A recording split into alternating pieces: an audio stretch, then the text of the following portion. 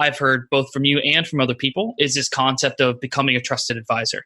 So when you're talking to your teams and your sales teams, both WeWork, LinkedIn, and you're giving advice, tell us a little bit about that concept of being a trusted advisor and how you explain that to people. Yeah, absolutely. I couldn't be more passionate about like the equation that comes with, being a trusted advisor. And I think some people snooze off as soon as I start to give them an equation, but hear me out.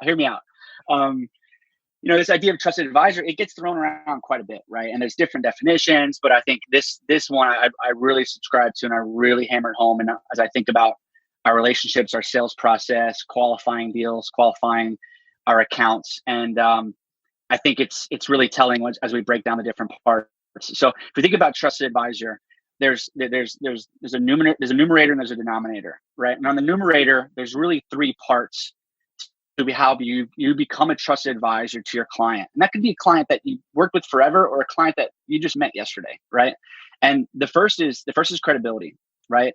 Are you credible in what you're speaking about? The industry, your product, how it's going to perform, right? Like, you need to be able to be a subject matter expert on what you're sharing to your client. And this goes with sharing to candidates as well and hiring. There's a lot of ways to apply this. So credibility is one. I think, on reflection for me at WeWork, I've been here 4.5 months. That's an area of development for me. Like, I'm in a new industry in real estate.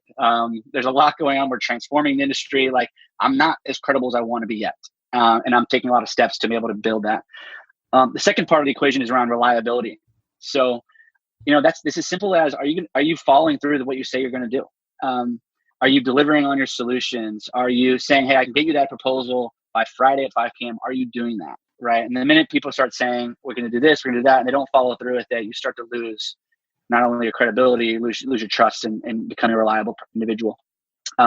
Lastly on that, so we have credibility and kind of knowing your subject, reliability, which is you're going to do what you say you're going to do. And last is around intimacy. I think this is the most important. I couldn't be more passionate about the idea that people buy from people, right? I do it all the time, and there's a lot of value in things that I buy, but I really like to know who I'm buying from and why I'm buying from an individual and getting to know that and that side of things. So I think a lot about intimacy and how we approach our customers. How well do we know them? How well do we know how this is going to impact their personal lives? Do we know their dog's name? Like, the more we can get to know and get to intimate with our customers and whether that's there's someone that's buying from us or we're going to be hiring them, there's just that stronger of a bond, that stronger of a relationship there. And you can even ask for favors sometimes, right? As you get to stuck in certain areas based upon that relationship. Do you have go-to categories that you know that are attached to people's hearts so that you can get closer to them or more intimate with them more quickly? A lot of it comes down to research, right? I think looking at whether it's LinkedIn profiles or checking them in the news, just finding out what they care about, right? And making sure that I can align that with the intimacy factor, right? If someone cares about, wolf conservation, I've adopted rescue dogs from Hong Kong. There's like maybe some parallels there, and just trying to get to know like what and why they care about that. Family is an easy one, right? Me having twin boys. We did an executive event last week in Chicago at the Rolling Stones concert, and a lot of them had families, right? And I just wanted to really get to know about their families, their kids, the schools that they're looking to attend, and just really got to know them on like an intimate level around their families. And I was able to share my own experience right now as my kids are kind of like very young and growing up. So there's not really specific categories. I just try to do a lot of research and understand, in their personal lives, what's going on, what do they care about. No, that's good. That's good. All right. Sorry. Keep going.